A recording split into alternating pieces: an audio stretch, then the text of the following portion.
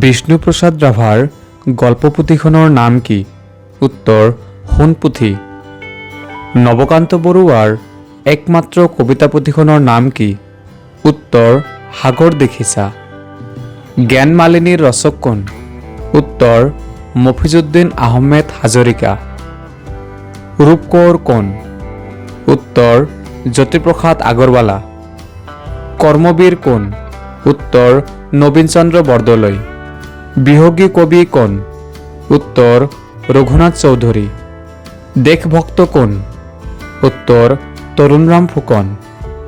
ত্যাগবীৰ কোন? উত্তৰ হেমচন্দ্ৰ বৰুৱা। বড়ো সাহিত্য সভাৰ প্ৰতিষ্ঠাপক সভাপতি কোন?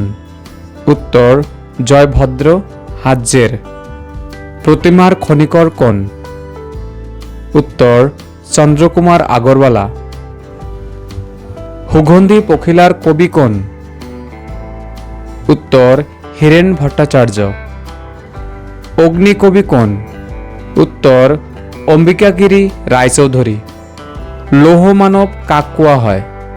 উত্তৰ বিষ্ণুৰাম মেধি। অসমৰ সিংহ পুৰুষ কোন?